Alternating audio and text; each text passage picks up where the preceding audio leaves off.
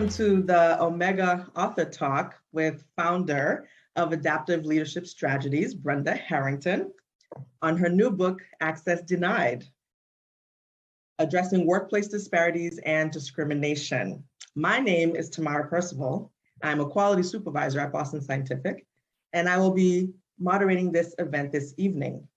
How about we get started? Brenda, your book is absolutely a good read. I enjoyed reading it. The stories were just amazing and so relatable.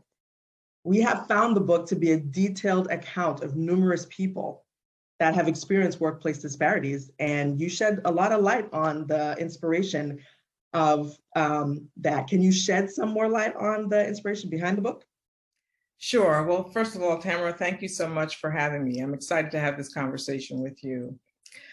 The inspiration really is a result of things that have happened in recent years that made me reflect on things that I've experienced and experiences of others that I'm aware of over many years. And I interpreted that almost as a call to action. A lot of the things that I reflect on that I experienced early in my career, over the course of my career, are still happening.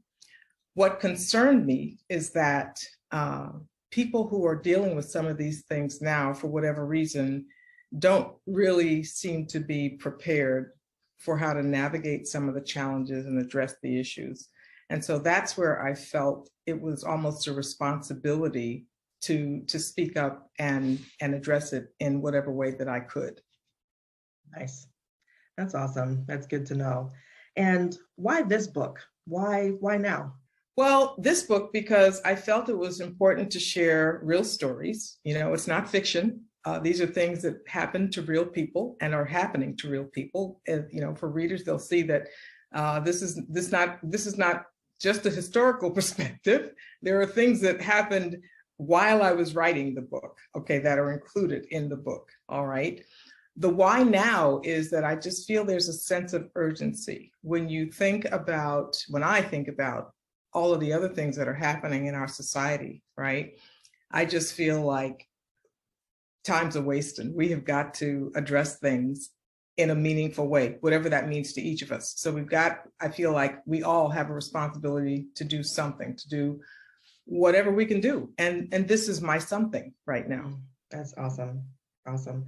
Who was this book for? I think of the audience for the book. Well, the short answer is everybody. Yes. I don't know an author that wouldn't say that. But I think of three audiences. The primary audience is really people who identify as BIPOC, Black Americans, African Americans, or as part of a minority group who are experiencing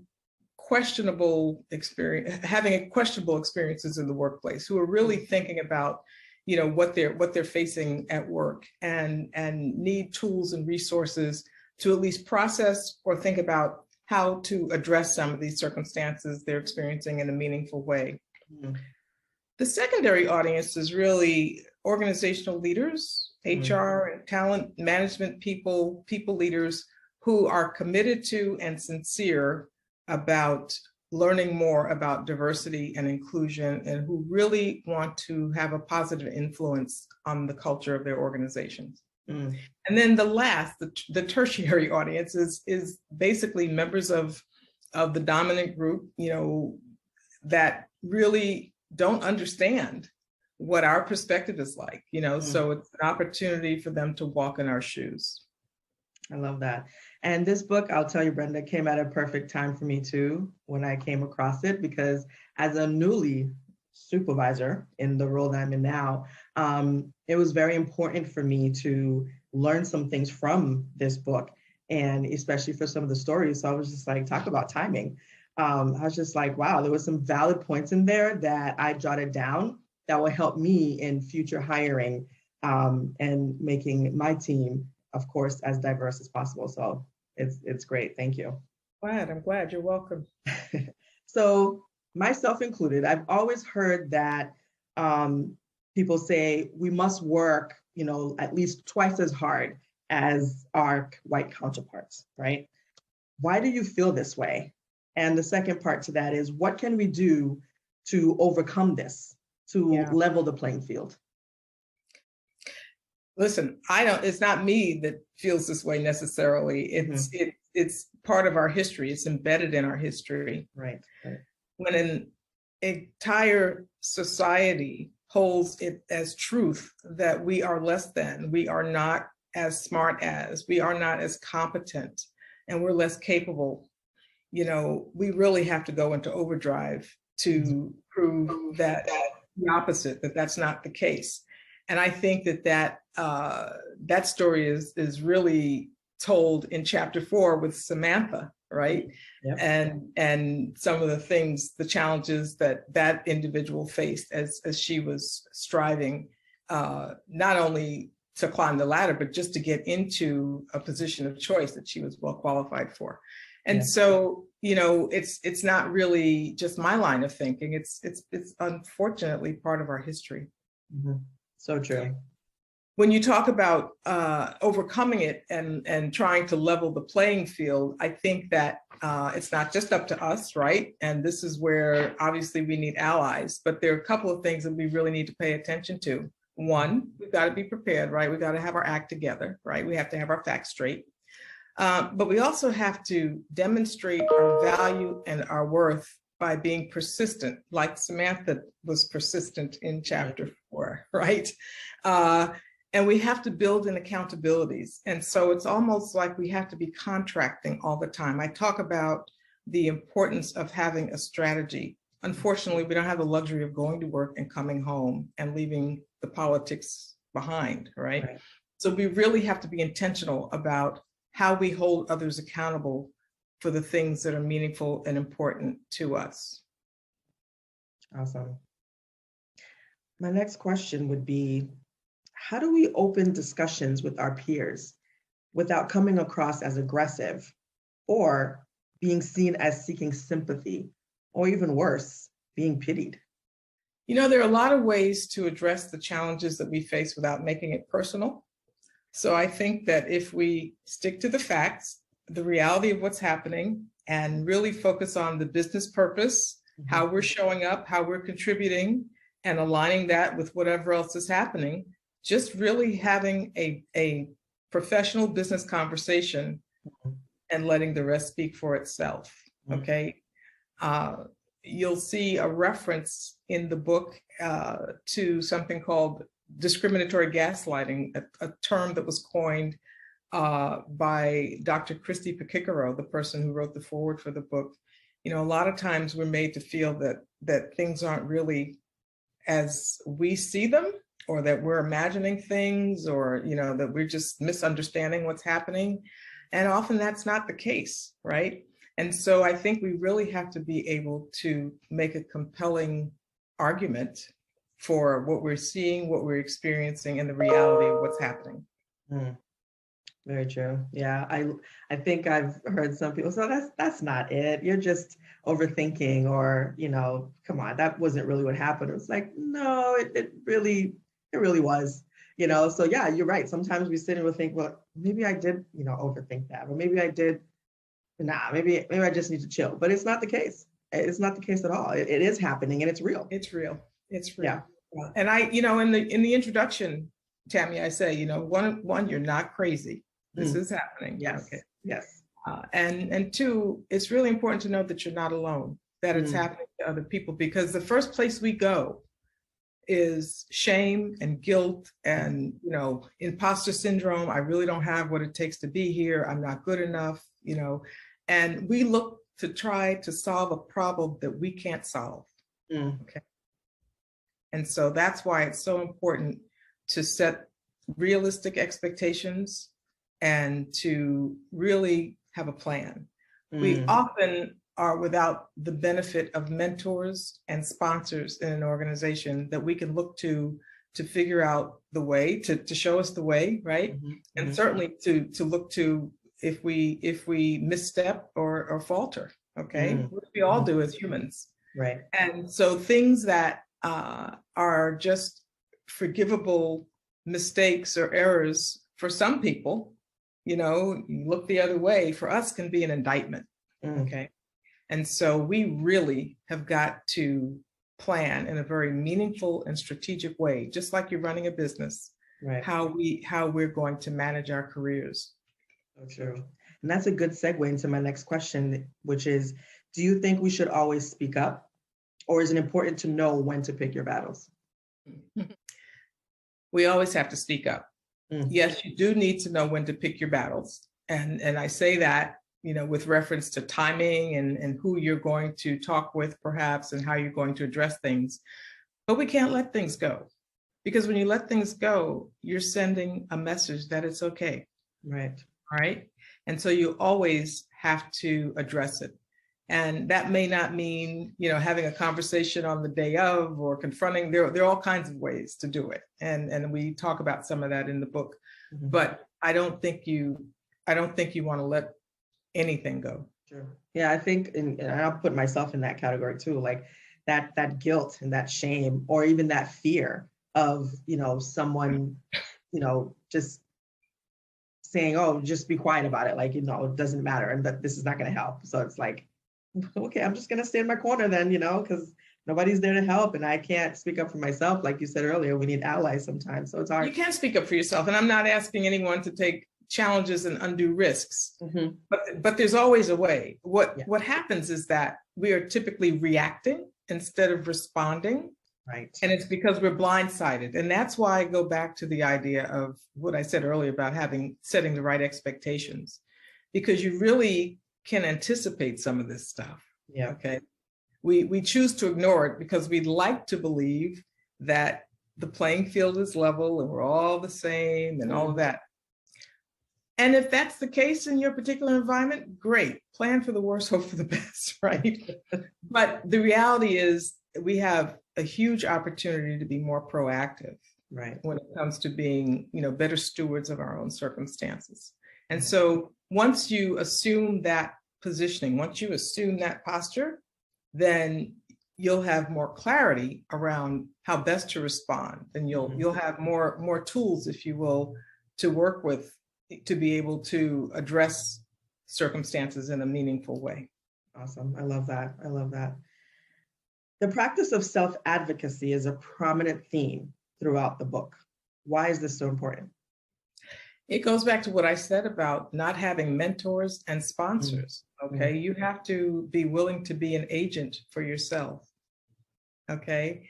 And just being able to kind of read the room, know who the players are, who the influencers are, the people that you need to establish certain relationships with, know where people stand, right?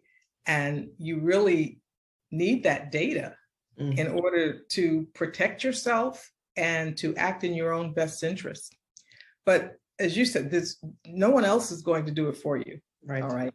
And so, when you apply for that $300,000 a year position and that lofty title, all right, realize that that's your day job, right? Your side hustle is to make sure that you are looking out for all the ancillary stuff, the relationships and the politics and all of those things, and practicing that self-advocacy.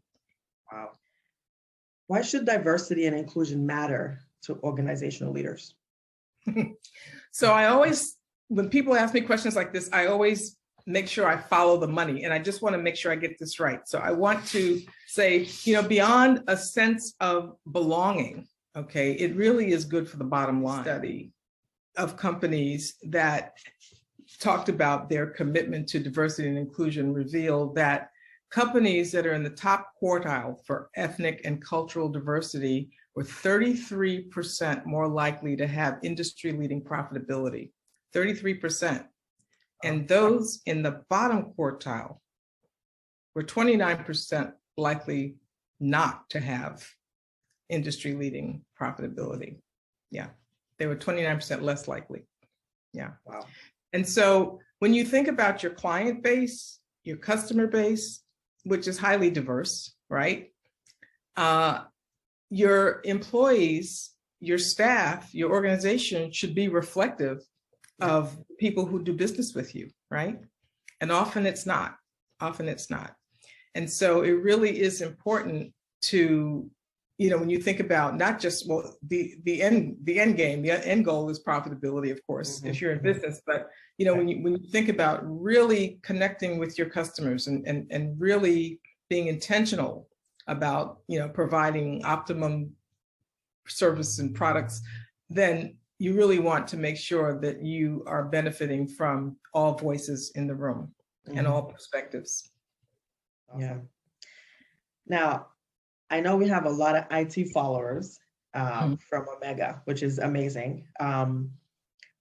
Representation in the IT industry has been minimal over the past decade, especially for senior technical roles. Do you think attitudes about diversity and inclusion have an impact on recruiting? Diversity and inclusion has an impact on recruiting across the board, not just in technology, but I have some figures to share with you for the technology space also. But I'll just say that in general, people are more comfortable with people who are like them, okay? And for many people still, hard to believe, we're an anomaly. And so they tend to gravitate more toward people that look like them, okay? The other thing is when you think about technical talent, you think about people who have come through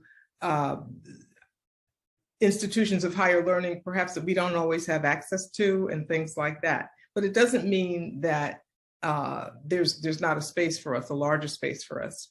I happened to come across some data looking at Silicon Valley and just in general, some of the larger social media outlets, I'll say, the average percentage of Black employees for tech jobs is somewhere between 2 and 4% of the workforce.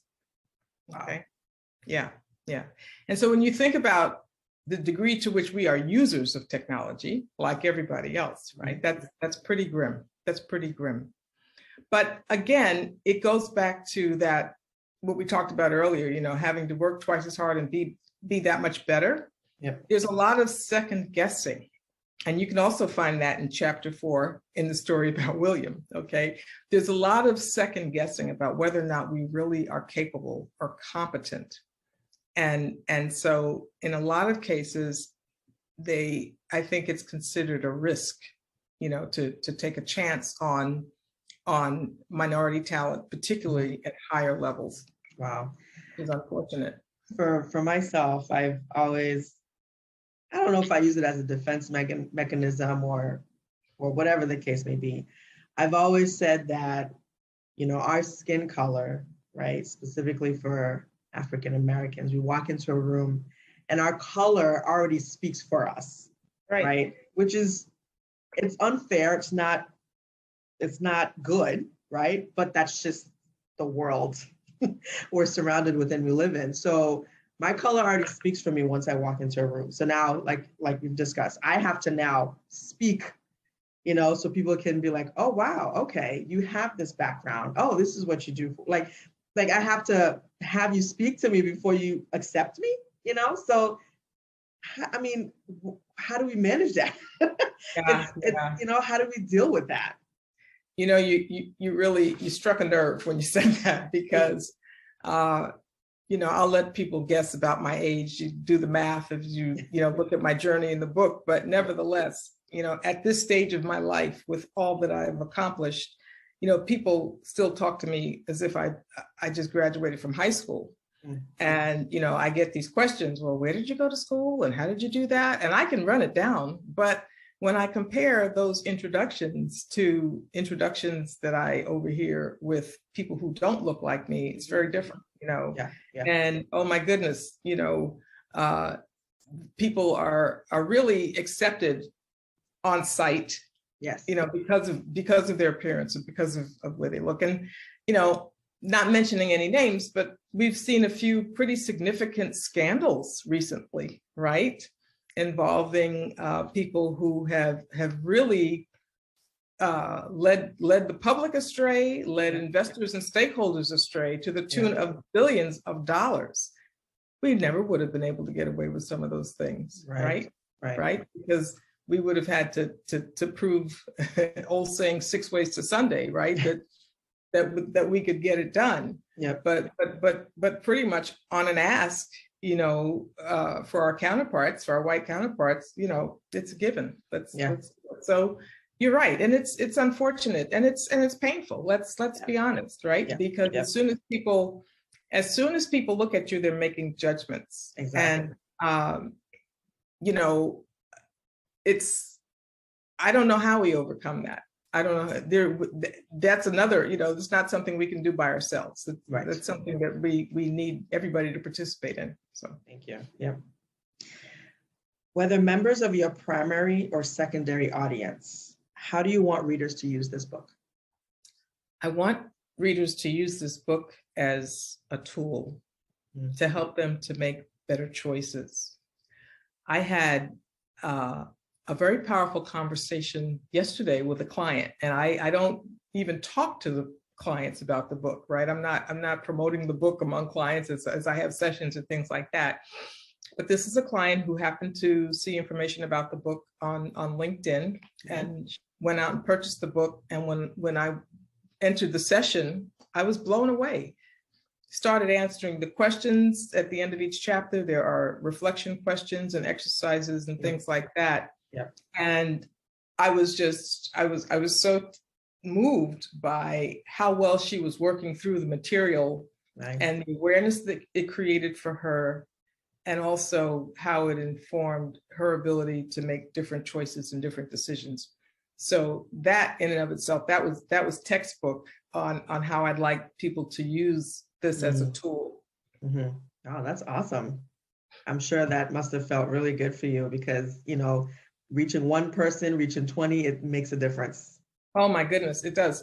And the other thing is, as I said earlier, this can be a lonely place when you're going through this, because you're second guessing yourself and you're questioning what you could have done differently.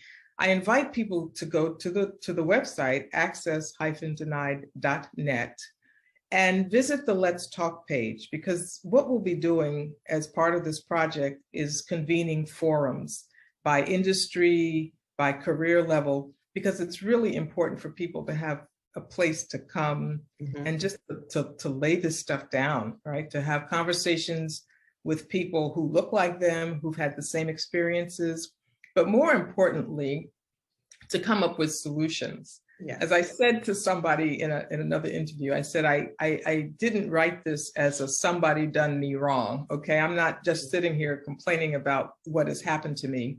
Yeah. I want this to be actionable. I want people to use this to help them move forward. And so the forums that we're going to be convening is another way to do that. And it's such a great conversation. And I always say this is just the beginning, right? I feel like I've said that over and over too, even in different conversations I've had. This is just the beginning, but every step we take matters. Every action we take matters. And this is something that's not going to be solved overnight, right? We've been dealing with it. We're dealing with it now. And we're most likely going to be continuing to deal with it for a long time. But having tools like your book are such great stepping stones for us to take and really get to where we hope to be one day, where everybody can get along and not have to worry about certain disparities and discrimination, That's my hope. That's my hope. Unfortunately, I don't expect to see that in my lifetime necessarily. It'd be great if it happens. But one thing I would also like listeners and readers to think about, a lot of this, when you talked about, why my thoughts about having to work twice as hard and things like that, this is embedded in our history. Yeah. And I think it's important for everybody to take some time to reflect on the historical perspective and things that have happened over a long period of time that have been systemic and that have been continuous. Yes. You go to any of the outlets to buy the book, Amazon or Books A Million or Barnes and Noble, you'll see that the price of the paperback is $16.19, and that's not an accident, okay? And for people who don't know what that means, please look it up. Okay. But the reason I did that is because it's the beginning, right? It's the beginning of this dark and unfortunate historical experience that we've had as Black Americans, okay? Yeah. And so I think it's important for people to understand the origin and the significance of things that have happened over a long period of time and align that with what we're experiencing today still, okay? Yep. Wow. Thank you so much for giving us your time and giving us some insights into the book. And I want everybody out there listening to us to go and grab that book. It's so knowledgeable, such a joy to read. And we thank you, Brenda, for your time.